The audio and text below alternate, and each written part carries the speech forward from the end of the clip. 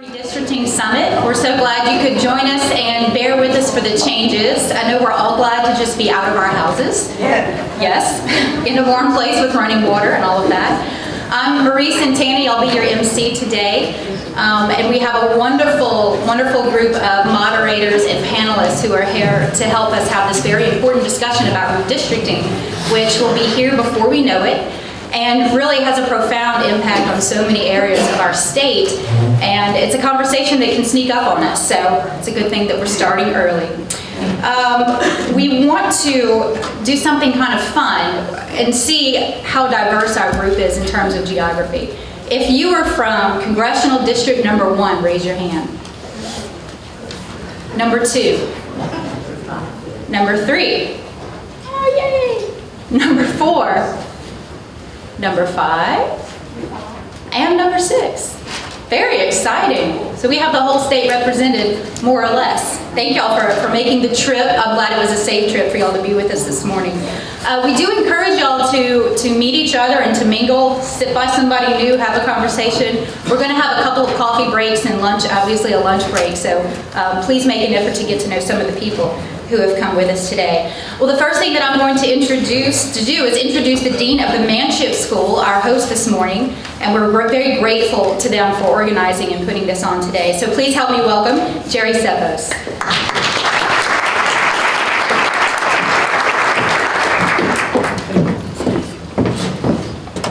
Well, thank you very much. And from the Manship School also, thanks. It's really quite remarkable, given the odyssey that we've been through, that so many of you have decided to come today, and we really appreciate it. The reason the Manship School and our Riley Center for Media and Public Affairs conducts this sort of session is really tied into the mission of the school. We like to say that we teach and conduct research at the intersection of media and public affairs, and then our Riley Center tries to spread the information that we've learned through sessions like this, which are especially useful for complex issues like redistricting. So thank you so much for being here.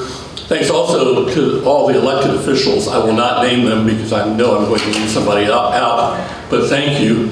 I also want to thank our organizers, Fair Districts Louisiana, Matt Bailey, Stephen Kearney, Brandon Fask, and the Riley Center for Media and Public Affairs. Again, it's part of the Manship School.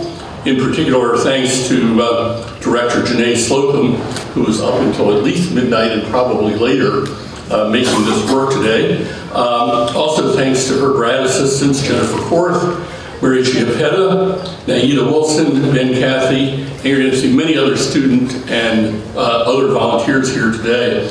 Also thanks in advance to our star-studded list of participants. I'm going to turn things over first to Stephen Kearney of Fair Districts Louisiana. Stephen is a Baton Rouge native and a proud LSU graduate. In his day job, he works in grid analytics in the power industry. He lives in downtown New Orleans, where he moved after attending a graduate program in energy economics in Denver. After Stephen, we're going to hear from Dr. Janae Slocum, director of the Riley Center and a Manship School graduate. Janae joined us last year after being policy director of the Louisiana Budget Project and director of the Workforce Investment Council of the Louisiana Workforce Commission. So again, thanks to all of you for following all the changes. We're delighted that it's worked out. And Stephen, why don't I turn things over to you?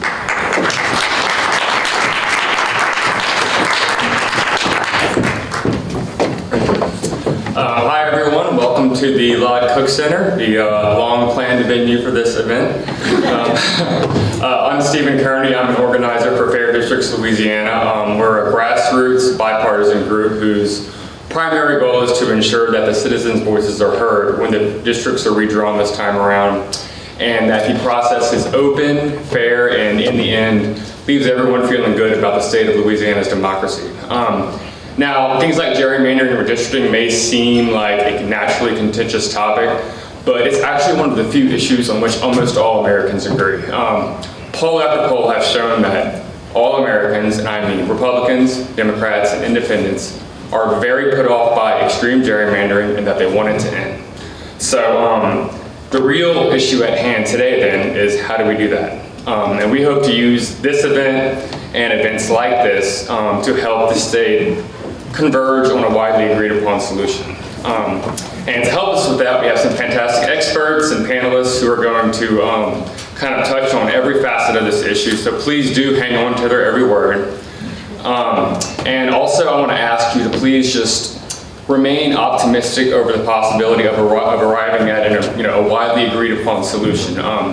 There have been many times in our state and country's history when our leaders have looked past their short-term self-interest, instead have taken the long view to ensure our democracy's long-term health. And I'm optimistic that's going to happen again. And at the risk of sounding overly sentimental, I think it's very heartwarming to see such a diversity of people come together, especially on such an icy day, to discuss a common problem. So thank you for coming. And next, I think Janae has some things to say.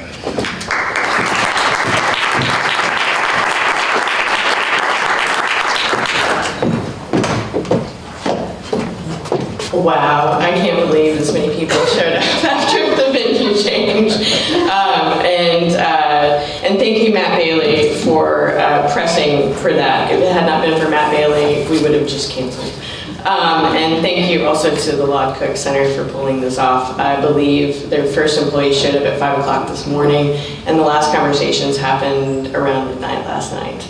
And also the graduate assistants with the Riley Center. I mean, this is really amazing, and I thank them. Hopefully we'll get to recognize them, but they're still out registering people right now. Very quickly, the Riley Center for Media and Public Affairs, it's the outreach and engagement arm of the Manship School. And part of its mission is really to advance good government initiatives. So when Fair Districts Louisiana reached out earlier, or in the summer of 2017, we really jumped on this because this is something that we need to start talking about for our next cycle. And really how we determine our districts, it's at the heart of how people think about our democracy and how it functions.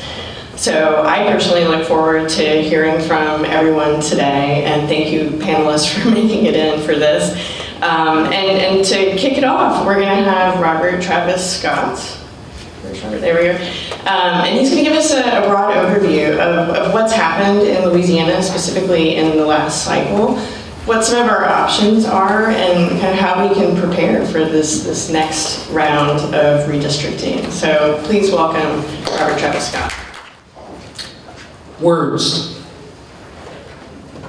union, confidence, justice, boundaries, precincts, voting rights, incumbency, contiguous, continuity, compliance, compactness, competitiveness, community, communities with common interests, partisan, racial, gerrymandering, fairness.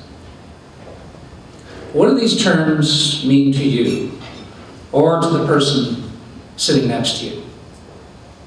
With redistricting, what is fair? What is a fair outcome? And perhaps more importantly, what is a fair process?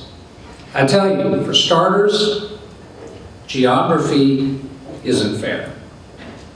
And geography isn't necessarily compact for redistricting purposes, especially in Louisiana.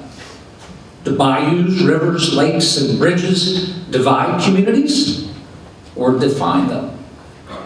What if you're drawing a district and you encounter a swampy basin? Where's the next place to go? Where's the contiguous community common of interest? The other side of it? Well, these are among the many questions and perspectives that we will address today. And I want to thank Marie Santani, Janae Slocum, the Riley Center, Jerry Seppos, Matt Bailey, Steve Kearney, and all the rest for bringing together such a large effort on such an important issue. And what a rescue operation, bringing this conference alive today when it was dead last night. Let's give a big hand for the people who pulled that off, for keeping Lod Cook. This has always been an absolutely terrific center over here, and they've come to the rescue again. And thanks to the many people in attendance and tuning in now and later online. As president of the Public Affairs Research Council, I'm honored to begin this event and launch this important conversation in Louisiana. It is a complicated issue, plagued with a lot of misperceptions. I once thought I heard someone imply, if we didn't have partisan gerrymandering, the United States Senate wouldn't be so politically polarized. Well, remember, U.S. senators represent states, not districts, and we still have a high degree of political polarization in that chamber. So at a minimum, to begin, let's ask what is legal. At the Public Affairs Research Council, I can tell you that our organization has a long history of endorsing elections based on strong and evolving principles, legal principles. And here's a Louisiana story that illustrates a lot of valuable lessons.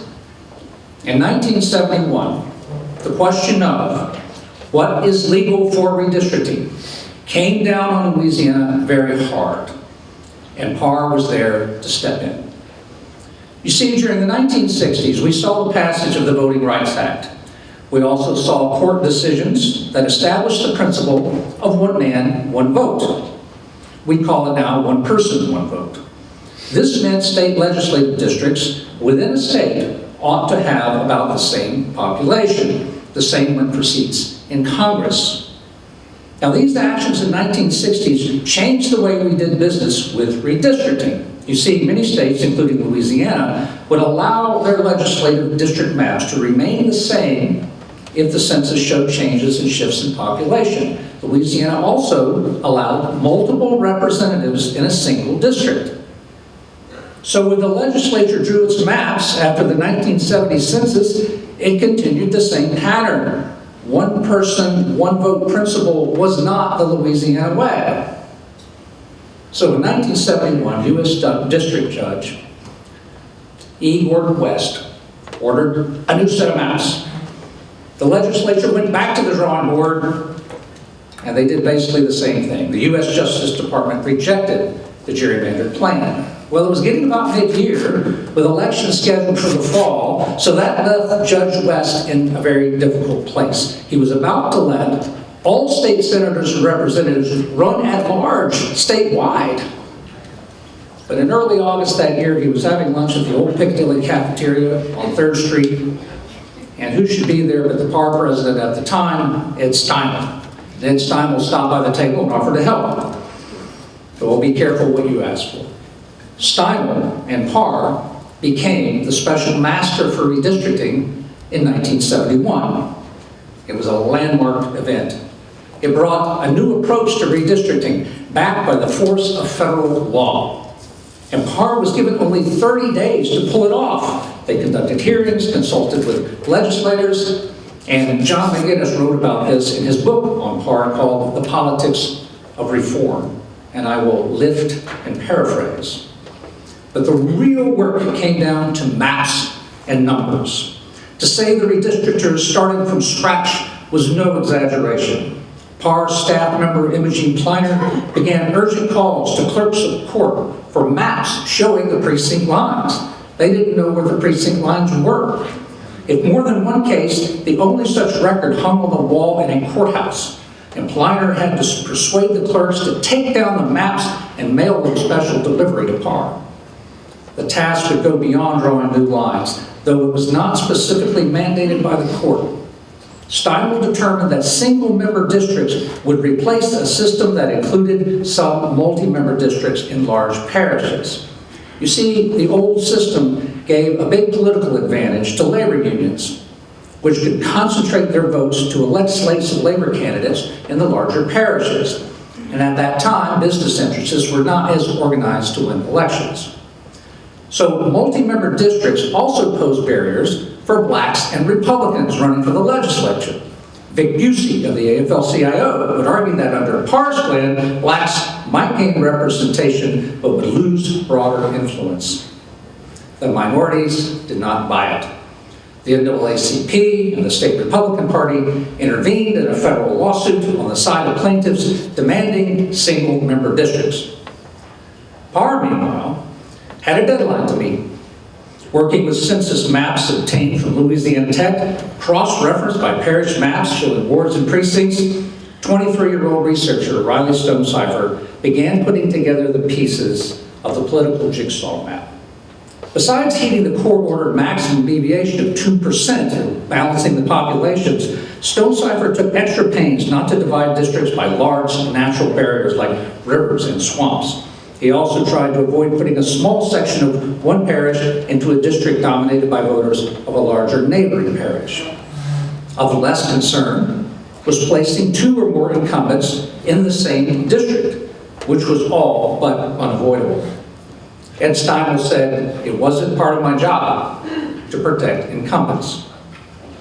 Unlike in future court-supervised redistricting, the racial mix of districts was not taken into account. Yet, simply drawing logical single-member districts offered the first opportunity for black voters in Baton Rouge, Shreveport, and Monroe to send their own representatives to the state capitol. In 1968, Ernest Dutch Morial of New Orleans had become the first African-American elected to the legislature since Reconstruction. But after the 1971 redistricting, 8 black representatives would enter the legislature in 1972, joined by another emerging minority, 4 Republicans. After 14 days of intensive work, CAR staffers piled bundles of maps and documents in the back of a car and delivered them to Judge West at the federal courthouse, and Judge West signed off. And the historic remap of the legislature was complete. Legislators, predictably, were outraged, especially the ones who were maddest, of course, were those least likely to return. "We were roundly condemned," recalled Ed Steimel, "but I told our staff that as soon as the election was over, we would have a lot of friends, namely the legislators elected to par-drawn districts." The move to single-member districts marked a fundamental change in Louisiana politics, one that brought the House of Representatives closer to the people. Thank you, John McGinnis, for your history. And so that's one of the important lessons as we consider change. You can be sure that if we were to change our method of redistricting, the status quo would crow loudly, and the new elected regime would think it was great. Another lesson: anyone who draws political maps, whether it be a legislature or a commission or a special master, they need a set of guiding principles. They need good population information, strong legal direction, and practical rules, all to perform the task well. The presence and enforcement power of the courts and the evolution of laws have been absolutely essential, more essential even than the particular type of redistricting body. Measured over the long haul, especially over the decades of the 20th century, the process of redistricting in the United States was reformed and improved and became much more inclusive of minorities. Mixed into this were steps backwards and sideways. Now, after the 1990 census, the Louisiana legislature tried to create a new congressional district favorable to black representation in Congress. The new 4th district was known for its great Z shape. It covered the north rim of the state like hanging stalactites, and then it hugged the Mississippi River down to Baton Rouge, and then it spread out like a Chinese character to Alexandria, Lafayette, and elsewhere. That district survived 2 terms. The courts struck it down. It's since been cited as an example of extreme gerrymandering. And Congressman Cleo Fields, who held the seat, was basically redistricted out of a job. After the 2000 census, the legislature met in the fall of 2001, and of course this was right after the 9/11 tragedy. And the public was not keenly focused on the redistricting process. And at that session, incumbent legislators were asked to conceive their own best district, and it was a strongly incumbent-led process. And then came the redistricting session of 2011. Now, positive developments during this session should be noted.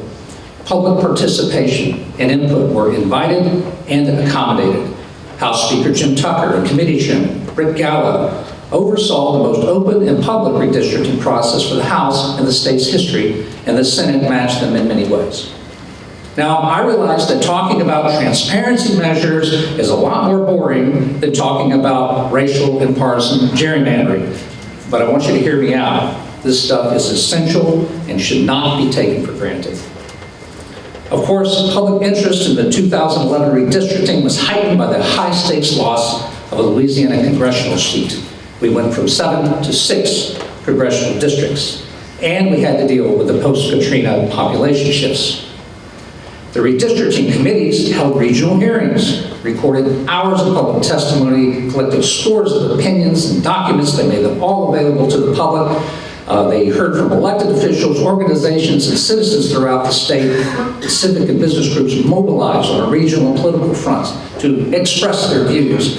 Now, this citizen input became a regular part of the committee and floor discussions during the sessions, and the debate was much richer for it. Although I will grant you, citizen comments often were cited by legislators in self-serving ways.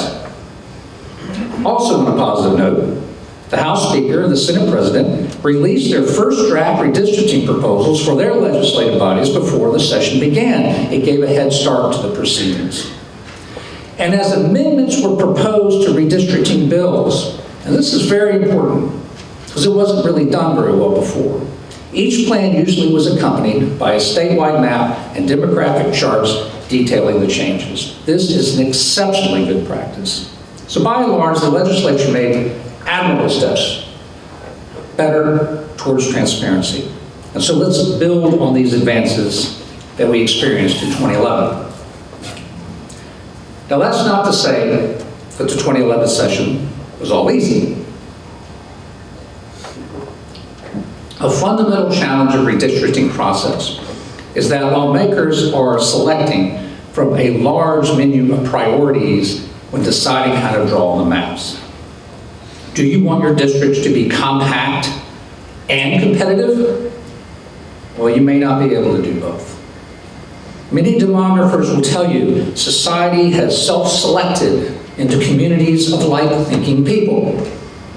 This is not the case in every square mile of Louisiana, but there is a lot of truth to that here. Foremost, legislators must design districts that are contiguous and balanced with near equal populations. These are the firm set of directions. This is the stuff we're fairly confident of. Same size population for legislative districts, don't split the precincts, keep within your state boundaries. Well, of course, that seems obvious, but remember, you're painted into a corner on all sides. You have to work from the outside in.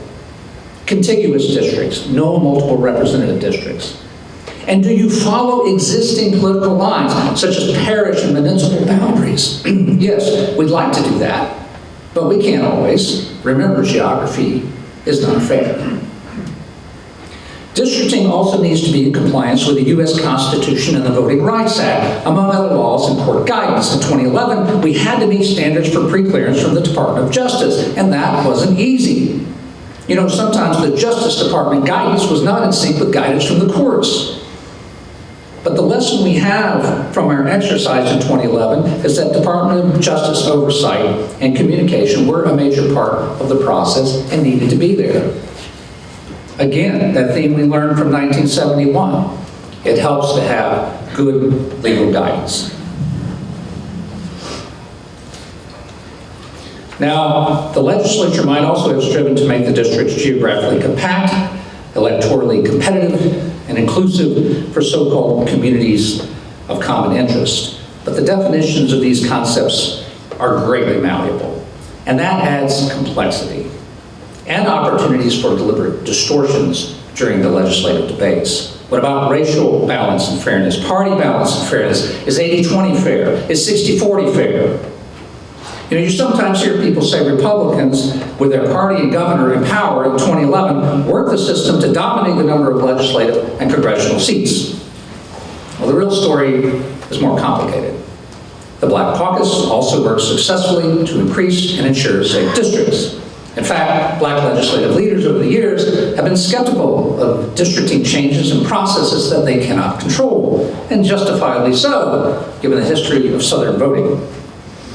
However, it should be noted that the majority of the legislature in 2011 did settle attempts by members of the Black Caucus to create a second congressional seat favorable to blacks, and another design to create a stronger minority representation in a northern congressional district. Well, here's another value: incumbency. Do we really want incumbent protection to be the first and foremost value of redistricting. On the other hand, there's a lot to be said for incumbency and continuity of representation. Seniority has its rewards, and a district can benefit from a senior legislator. In 2011, among the various priorities of the map designs, incumbent protection was a major focus.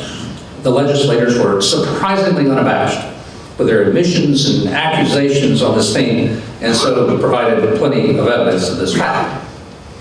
When drawing new lines in other elected bodies, like the Congress, the legislators tended to defer to the wishes of the incumbents in those seats. As a whole, the federal system of oversight and case law provides little, if any, deterrent for this practice of incumbent protection.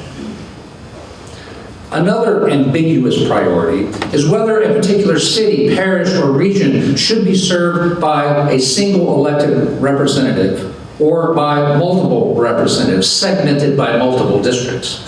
What's better? A cohesive representation of multiple politicians or greater clout? The answer to that question can be subjective and generally difficult to determine.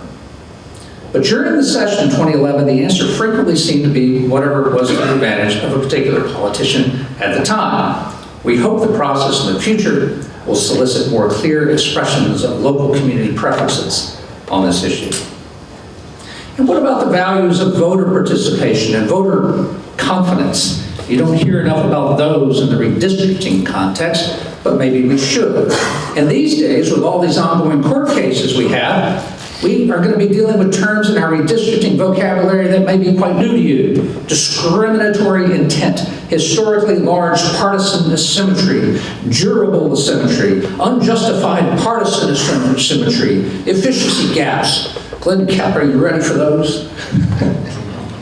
Warning, this debate is not going to get any simpler. Let's really expand our minds for a moment and look to the future. You know, with advancements in voting technology, you no longer have to vote in your precinct. And your ballot won't necessarily have to be defined by your precinct. With cultural transformations through the internet and social media, we can reinvent what we mean by communities of common interest. And in fact, we've already reinvented that. People have strong associations to various types of communities unrelated to geography and where they live. And they continually carry on their communication and relationship with those communities. One day, it wouldn't surprise me if California, say, might open the door to alternative compositions of state legislatures. Let's say the California House of Representatives could be based on traditional geographic districts, while the Senate could be based on, well, something entirely different. But that's another talk for another time. Because now we need to focus on the near future and what's going to be different about 2011. What's going to be different next time from last time?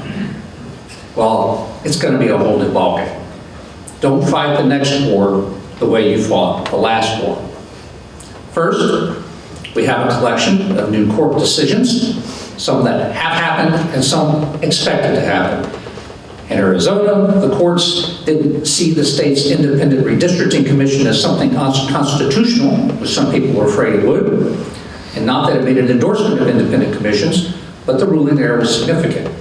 For Alabama, in the famous Shelby case, the Supreme Court did not say that pre-clearance under the Voting Rights Act was unconstitutional, but it did reject the old formula, deciding which states and areas had to seek pre-clearance from the Justice Department for any voting changes. This is a big deal. If conditions hold in 2021, Louisiana won't have to seek pre-clearance for its redistricting. Of course, we still have to comply with the Voting Rights Act. But for better or worse, the Shelby decision has removed a layer of the redistricting process for Louisiana. In late spring, the U.S. Supreme Court will likely weigh in on a Wisconsin case that challenges the concept of partisan gerrymandering. Now, while back in 2011 we had to consider court guidance on racial gerrymandering, we didn't have firm guidance from the courts on partisan gerrymandering, but we may get that now.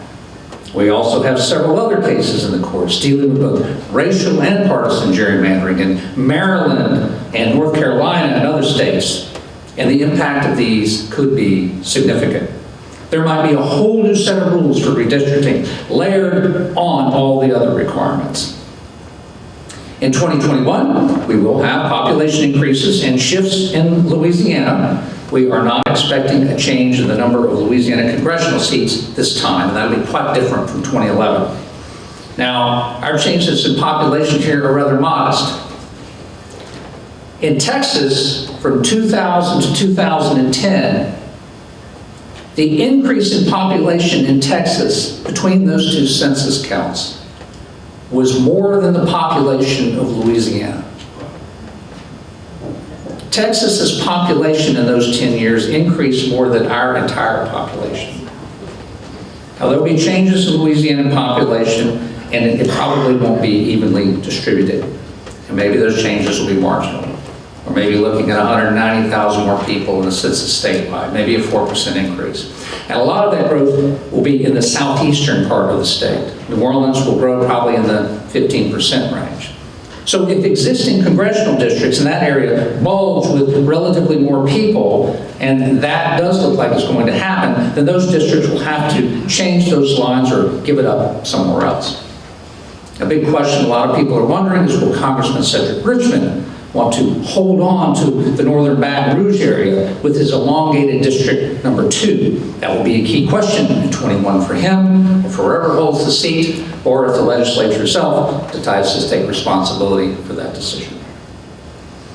In 2021, unlike in 2011, we will be deep into the impact of legislative term limits.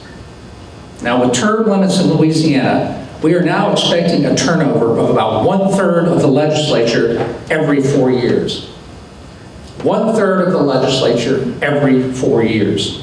This phenomenon adds different meaning to our incumbency concerns when it comes to redistricting. It adds different meaning to our distress over protecting incumbents and the redistricting process. In 2021, we don't know who the governor will be, but it's entirely possible we might have a Democratic governor and a Republican legislature. That would not at all be like 2011. Now remember that redistricting is accomplished with bills in the legislature, and a governor can veto a bill. What if there's a stalemate and the legislature can't get the job done by the end of 2021? Well, then the Louisiana Supreme Court inherits the redistricting job. Now, there's a long train of thought here I won't go into. But the point is, the political chemistry of 2021 might be quite different than last time. Next, another difference. Louisiana is a red state, but with a large number of registered Democrats. In fact, in the latest Secretary of State records, 44% of registered voters in Louisiana are Democrats, compared with 30% Republicans. And yes, that means 26% are with some other party or no party. And yet we are clearly a Republican voting state. So, if Louisiana has new guidance from the courts about partisan gerrymandering, how will we navigate that? How would you form so-called competitive districts if most of your white Democrats are really Republicans? Whereas in other states, we might see a clearer Democrat-Republican dichotomy, here in Louisiana, the voting patterns have become more of an analysis about black and white voters. And when we look at how voting analysts are dissecting patterns in other states, they often look at the precincts that voted Hillary versus the precincts that voted for Donald. It's instead of just looking at Democrat and Republican. This is all to say, ladies and gentlemen, it's going to get complicated. In 2021, we will see even more intense special interest focus and money. Whereas in 2011, we saw planned strategies by both parties in many states to rule the redistricting process, in 2021, this trend will be on hormones. By the way, in 2011, you didn't see many traditional lobbyists, the usual suspects, hanging around the chambers during the redistricting sessions, not like you would in a regular session. The lobbyists kept a safe distance. But you will see a new breed of lobbyists, backed by a lot of money from outside Louisiana, haunting the Capitol this time around. In 2021, we will see more fruits of the advancement of technology and software that affect redistricting. The data manipulation will be more facile, more sophisticated, and it will be more democratized, allowing more citizen groups to propose and analyze their preferred versions of new districts. The detailed public input to the legislature will be more intense. In the last few years, we have seen in Louisiana and nationwide, really, a big drop in voter turnout in elections. And I mean for state and local elections. This is a whole discussion in and of itself, but it might have some bearing on the redistricting debate and whether voters are feeling disaffected. At the same time, given the controversies in Washington, maybe voters will become re-energized by 2021. We'll see. In 2021, we will be 2 years away from the next gubernatorial and legislative election that'll be coming in 2023. The last time we were redistricting in 2011 for an election in 2011. That 2011 timeframe, combined with the need for Justice Department pre-clearance, created a pressure cooker. Now we'll still be under the clock in 2021, just not as intense. In 2021, we really ought to redistrict the Louisiana Supreme Court. We didn't do it after the 2010 census. And guess what? We didn't do it after the 2000 census either. Last time we tinkered with the Supreme Court seats was in 1997. The Supreme Court has 7 seats. 6 of the justices are white, and the districts are substantially malapportioned. In the last census, the smallest district on the Supreme Court had about 440,000 citizens, and the largest had about 790,000. Now, court districts don't have to follow the one person, one vote principle, and so they don't. A Supreme Court statement in 2011 said simply, it was the collective preference of the justices to leave the districts as they are. So the question is going to come up in 2021. Is the Louisiana Supreme Court blocking a redistricting that might put another African American on the bench? There are a lot of questions that come up. And I don't know where this will go, but the conversation needs to start sooner rather than later. And lastly, in 2021, the public interest in the subject of redistricting will be much higher than it was in 2011. There will be more public attention. I don't think years out from the 2011 redistricting, we had a crowd like this getting together to talk about it. So here we go. But citizens don't have to wait until Election Day to express themselves in the legislature. Citizens who want to communicate their views on redistricting can do so in the legislative process, and they can organize and articulate their views. So in wrapping up, yes, redistricting at elections should be fair, but we need to develop a consensus in Louisiana about what fair means. Again, geography and population distributions aren't fair, and the politicians aren't necessarily fair, but the process should be.